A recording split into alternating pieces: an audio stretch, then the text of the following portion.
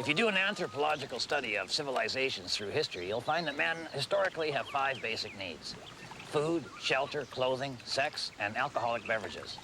And sometimes those last 2 are reversed. Alcohol is very ceremonial, for toasting at dinner parties, for communion at church. They even drink booze at treaty signings. And when you see the kind of mess the world is in, it's pretty obvious that alcohol was involved somewhere in the negotiations. It just seems that whenever you get men together, you get fermentation. It's not smart or correct, but it's one of the things that makes us what we are.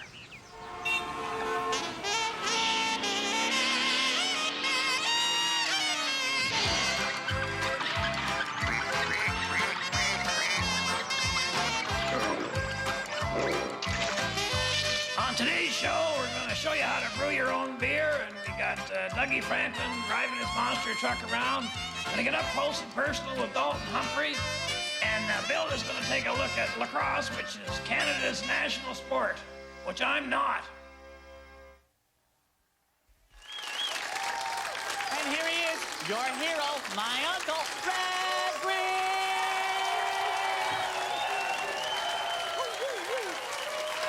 Thank you very much. Thank you. Thank you very much. Thank you. And now here's your anti-hero, Mr. Anti-Everything with the exception of Anti-Up, my nephew Harold. Don't be jealous. I'm an electric magician. Good, saw that thing in half, will you? Bit of a setback this week. The beer store called up and said that if we would pay our tab, they could repave the parking lot and buy a new fleet of trucks. And we kind of twigged onto the idea that perhaps we're spending a little too much money on beer. Yeah, I agree. I think everyone should just cut back on their consumption around here. Cut back? Oh, no, we're going to brew our own beer, Harold. All we need is pure water, brewer's yeast, hops, barley, sugar, and containers to put the beer in. We got everything but the pure water. Well, maybe you should start by brewing small amounts. That would limit the size of the potential explosion. Well, Harold, that's just not the way we do things around here, all right? You know, the ancient Romans brewed beer, Harold. In fact, every great Western civilization brewed beer. Did you know that? Yes, I did. And did you know that at some point every great civilization collapsed? Connection, perhaps? Harold, if it's good enough for Julius Caesar, it's good enough for Possum Lodge. Veni, vidi, vomiti. I came, I saw, I Ralph. You're watching the Red Green Show, and nobody can stop you. Oh, we're out here squashing beer cans in the middle of the night. They blow up like tomatoes if the band just hits them right. Yes, we love to squash those beer cans and drive them into the ground. We just squashed a can of Perrier. We're obviously getting too close to town. Today on Meet Your Member, we got the owner of Humphrey's Everything Store, Dalton Humphrey. Dalton is actually the only guy at the lodge who has a steady income. Well, you know, it's not what you make, it's what you spend there, Red. It's not what you pay, it's what you buy. Yeah, all right. Maybe we'll just get away from that stuff and you can tell us a bit about, say, your family life, your background, growing up, that kind of thing. Yeah, I grew up dirt poor. Oh. You have 5 kids in a one-room shack. And none of us had a stitch of clothing. Just drapes were cheaper. Sure. And, well, the eldest finally got some clothes, and, of course, I was the youngest, so all I got was hand-me-downs, and I hated that. Hated it. Well, I had hand-me-downs. It's not that bad. You know, all I had was sisters. Make it tough getting a date, I would think. Sure taught me the value of $1, I'll say that. And then, of course, I learned how to sew. And I married the girl who taught me how to sew. Oh. Oh, yes. Yeah, of course, there was a nicer girl who lived across town. And I liked her a lot better, but, well, not enough to justify the bus fare. Now your daughter. Tell us how she fits into the picture here. You haven't mentioned her yet. Well, she's fine. Okay. Yeah, she's grown up now. Uh-huh. Oh, she spends more on a dress than I spend on a car now. Yeah. $40 on a dress. Can you believe that? Something. So she has money then? Well, she has my money. Oh. Welcome to Handyman Corner. This week, with the Brew Your Own Beer project going on, I thought I'd show you how to make a great addition to any bar, whether that bar be in your family room, your office, or your golf cart. You know, two things that you need at a bar is ice and water. Water for mixing drinks and ice to drop into people's shorts or into their hats, depending on where their hangover is. Now, you can buy one of them fancy fridges, got the ice and water dispenser built right in, but those babies are up to $200. Plus, they may not fit into the same space that you already got, and for me, I'd have to clean out my fridge and take off all my messages, the phone numbers, the mortgage to my house, my will. So instead of that, I'm gonna show you how you can turn the fridge you got now into an ice and water dispenser machine. All right, first thing you're gonna need for ice water is something for the cold water to flow through. I'm thinking garden hose. What's cold about a garden hose, you're saying, as you reach for the channel changer? Well, nothing, until you run it through the freezer. All right, step one, drill a 3/4-inch hole right in the freezer for the hose to go through. Perfect. All right, they did the same thing at the back end there, so we got the garden hose going right through the freezer.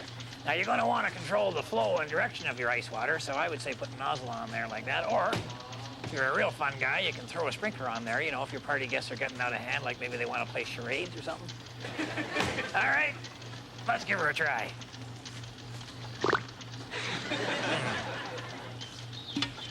It's on.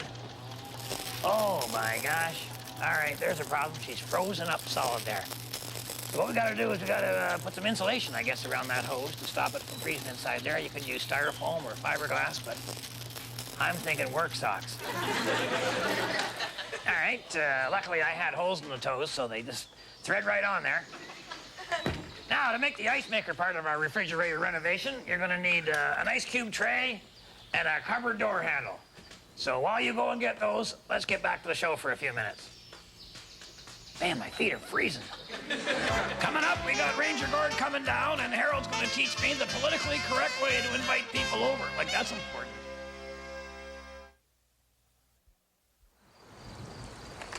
Tiny shoots, by me. Tiny shoots come out of the ground. Crocus and tulips and daffodils rise to a height of 2.5 inches and are frozen in time. Not by a late frost, but by an early lawnmower.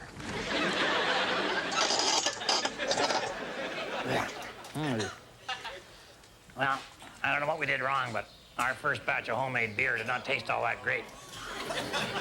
Well, Uncle Ed, did you, like, boil and sterilize all the beer vats and beer bottles? How do you mean? Well, you gotta boil everything to make sure all the germs have been removed. Well, we wiped them on our shirts. Our shirts are clean. Oh, I mean, you gotta make sure the canisters are perfectly sterile. Harold, the only thing perfectly sterile up here is old man Sedgwick. Besides, how can you boil a hot tub? Okay, but you know what happens if you get any one of those unwanted, nasty little germs and bacteria. Yeah, they end up producing your show. Very seldom that people like us get a chance to do a television show, and well, thank you. Ranger Gord? Well, we're up here at Fire Tower 13, but Ranger Gord is obviously not around, so let's go, Harold. Fred! Fred! Fred! Hi! I thought I missed you. Wait. Hi, Harold. And to all you young people out there, listen up. I'm going to be starting a nature club up here for all the young people of Possum Lake. It's going to be called the Possum Pack. So every week you guys are going to come up here. We're going to be learning about nature, and we're going to have snacks and juice and we're going to teach you about the great outdoors. You're going to be able to earn badges for passing certain tests. Well, I think that's a great idea, Gord. Anytime you can pass your kid off on another adult, I say go for it. But actually, Gord, I wanted to ask you some questions here. What kind of a degree is it that you have? General arts. Yeah, all right. Well, we're making our own beer, and we need to find a source of pure spring water. Sure, finding water. There's something that the Possum Pack could earn a badge for. Oh, you're going to have lots of badges, are you? Oh, yeah. Yeah. There's a solitaire badge if you learn how to play 5 different games of solitaire. There's a badge for taking a long hike on your own and reflecting. There's a badge for cooking for 1. Shadow puppets. And there's one for learning how to have a meaningful conversation with your echo. One. What about fires, Gordon? That'd be a good badge there, because fires is going to be a big part of their lives up here at Possum Lake. great idea. Yeah, well, you could have putting out fires in cars. Good. Putting out fires in boats. Right. Putting out fires on rivers. Right. On rivers? Remember last year, Stinky Peterson's leaky boat tank? Gasoline all over the river, wall of flame, 100 feet high, 2 miles long. You must have seen that. No. Oh. No, I missed it. Of course, it wasn't technically a forest fire. It'll come to no surprise to most of us. The many men in the 90s do not know how to communicate. Oh, Uncle Red. Okay, please come in. We're just about to demonstrate the correct way to graciously invite someone over to your house for dinner. Well, Harold, when a guy wants to invite somebody over graciously, he gets his wife to do it. Yes, but we're gonna change all that. Uncle Red, would you call me, invite me over to your house Saturday night? No. Why not? Well, you might come. Okay, we're pretending. We're pretending.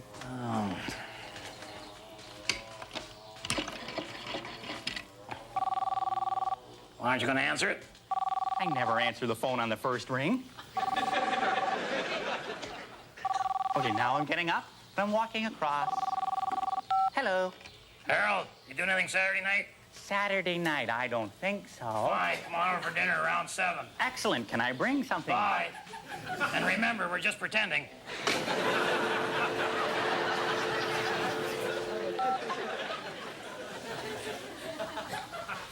Good.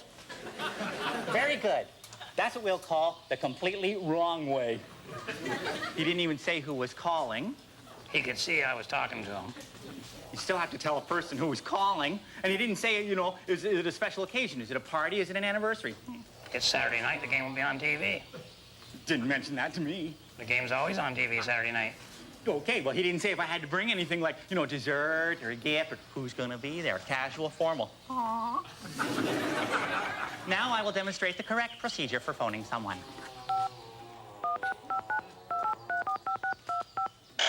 Yeah? Hello, Uncle Red. It is I, your nephew, Harold Green. Who gave you my number? Very good, thank you. And how are you today? Busy? Oh, isn't that just wonderful? Yes, it is a lovely day, isn't it? Not really, no. The reason I'm calling, Uncle Red, is to invite you over to dinner. When? Well, I thought, you know, just have some mutual friends. When? Nothing fancy, of course, you know, just like some potluck dinner kind of thing. When? And we'll all sit around, we'll watch, you know, slides on my bus trip to Brantford. When? When? Well, that's Saturday night. Oh, no. Can't do it. I just invited somebody over for dinner Saturday night. Bye.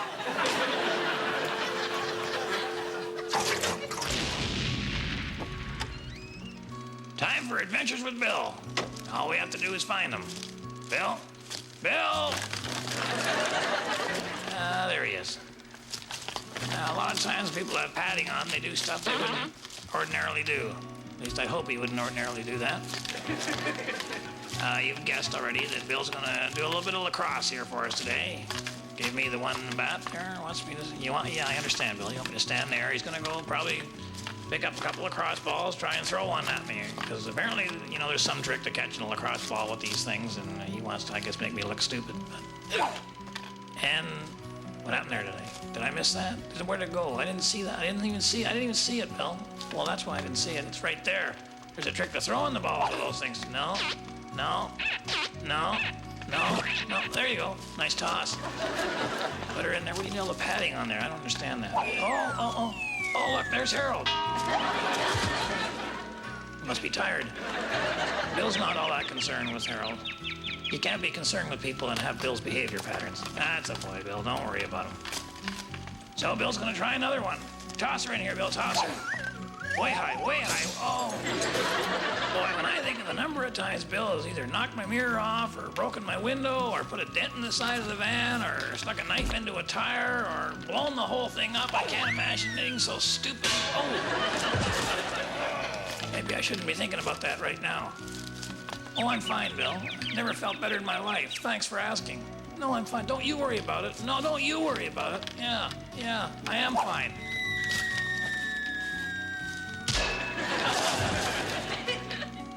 Told you I was fine. All right, to make it safer now, I'm gonna knock a few balls. Now, Bill said to me, just keep grabbing the balls and hitting them at me. Okay, just keep them coming. That's what he said. That's important. He said, keep them coming. Now he caught one. He got all excited. He had said, keep them coming. This way, we're a little safer. Bill's going to throw them at me, and I'm going to bat him. And now nobody's in danger. Well, almost nobody. Oh, boy, oh, boy, oh, boy. Strike one. Strike two. Oh, boy. Ball. Ball. Strike three. He's out. Coming up, we got Dougie Franklin with a personal question. And Buzz Sherwood says the answer is blowing in the wind.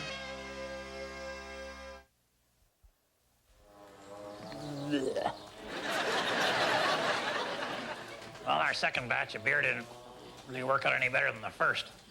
Can't understand how the Romans could brew beer and we can't. Maybe we should have a toga party. Did you add enough sugar? I mean, did you let the beer brew and ferment for 2 weeks? 2 weeks? Who has that kind of time? Uncle Red, you gotta do it. Well, don't they have like a minute beer? No, I'm sorry, you cannot make a fine quality lager with, like, you know, Kool-Aid technology. All right. We'll try it again. Actually, this time, we have a real proper vat to brew the beer in. A real beer vat? One where you can let the beer brew and ferment for 2 weeks? Okay, not a real proper vat, no, but there's a starch factory up on Back Bend Road. They got a water tower there full to the brim with pure rainwater. We can mix the beer in there. And to heat it up? Well, this is the beauty. The starch plant has been condemned, so we can torch it, boil the beer. I'll tell you something. In 2 weeks, we're going to have 15,000 gallons of beer. We're going to call it Arson Ale. Oh, Uncle Red, that's a really big factory. What if the fire gets out of control and starts to spread? How are you going to get the fire out? With the beer. Okay, well, how are you going to get the beer from the tower to where the fire is? We'll drink it and use our bodies as fire trucks.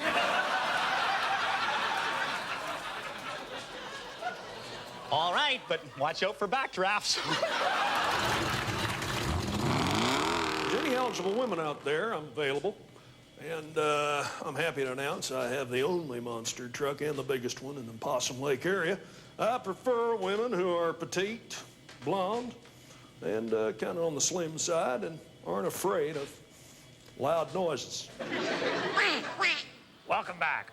All right, we're going to continue on with the ice-making part of our refrigeration renovation thing here. And like I said before, you need an ice cube tray and a cupboard door handle. Now, you take the cupboard door handle and you mount that to the inside of the top of the freezer. Way at the back, though, all right? Then you hang your ice cube tray onto the door handle with the hook right like that, absolutely exactly like that. All right, we got the door handle mounted in there, and I'm going to hang the ice cube tray on that, and I've put some duct tape on here, sticky side up, so that I can actually stick the tray to the inside of the ceiling of the freezer. You know, the Possum Lodge members up at Rankin Inlet tell me that duct tape won't stick when it's frozen. Well, that's good, because what it means is when the ice cubes are all frozen, the duct tape's going to let go, and the tray will fall back and rest against the inside of the back of the freezer. Now, on the outside of the back of the freezer, right where that tray's going to be, we mount this paddle. And we just mount it at the bottom so it's nice and springy. When you want an ice cube, you just pull back on the paddle and let her go. Thwack! There we are. Of course, the ice cube's got to get out of the freezer somehow, so what you got to do is put a hole in the front door right directly in front of where that tray is hanging. You can cut that with tin snips, of course, but first of all, you're going to need a pilot hole. Right tool for the right job. There we go. Let's test drive a cocktail. I took the liberty of filling the ice cube tray up with water there, and I duct taped her to the inside of the ceiling of the freezer, so ice cubes are forming as we speak. Ready? Now, add a little bit of water. Oh, I want to drown it. Okay, the ice may take a few minutes here, so while we're waiting, I want you to remember, if the women don't find you handsome, they should at least find you handy. Oh, there we go. The Iceman cometh.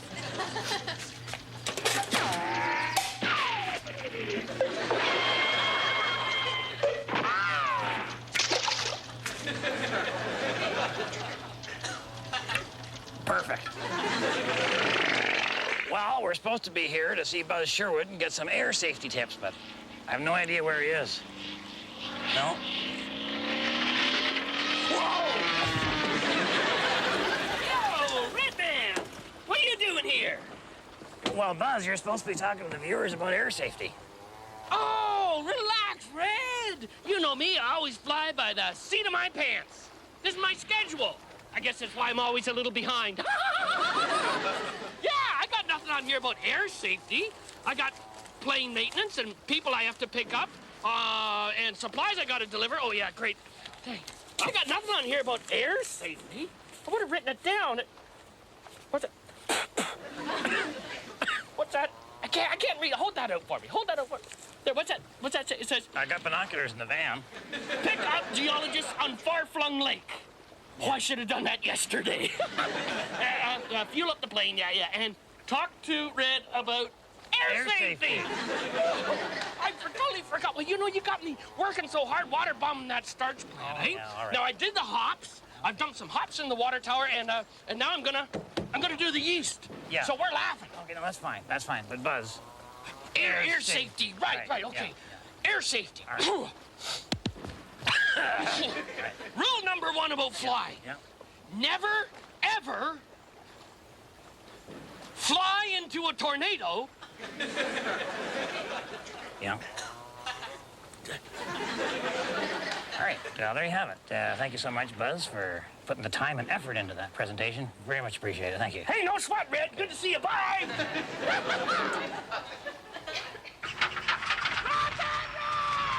There you have it. Buzz Sherwood Bush. Hey, you forgot your papers. Buzz, you forgot your...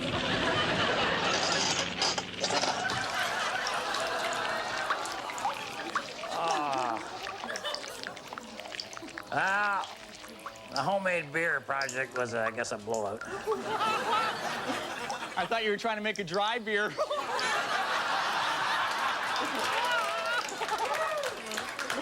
I heard it was raining beer foam all over Rock Reef Point. Well, it started out okay. I mean, Junior mixed everything up in a wheelbarrow, and then Buzz flew over in a plane, dropped her down into the water tower, and then we sealed her up, snugged her tight down there, and we set the starch plant on fire. Everything was going great, and then she turned into what I believe they call an inferno. I knew something was wrong when I saw the sides of the tower bulging out into a sphere.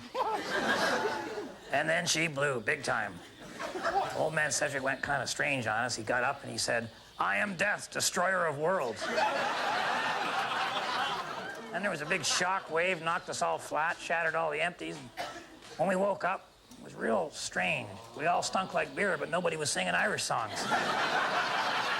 Too bad you missed it, Uncle Red. The best part, the beer actually put the fire out. It was so cool. You know, but the liquid, I mean, it instantaneously vaporized, right? But there was this a huge cloud of beer gas wafting over the forest. Yeah, Buster said the animals were acting real weird. Birds were falling out of trees. Rabbits were having fist fights. Bears were belching trees flat. Oh, it's meeting time, Uncle Red. Yeah, you go. I'll be a little while here. I'll lie in underwear and set off a breathalyzer machine. All right. If my wife is watching, I'll be coming straight home after the meeting, and I'll tell you something, honey. I am off beer until probably this time tomorrow. And, for the rest of you, thanks so much for watching. Until next time, on behalf of myself and Harold and the whole gang up here at Possum Lodge, keep your stick on the ice.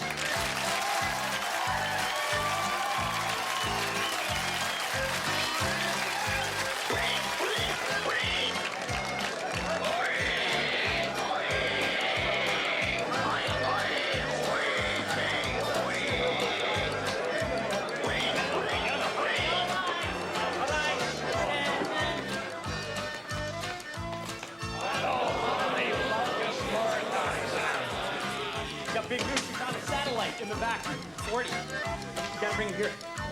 Set it up. Set it up. It's the satellite. Don't pull it.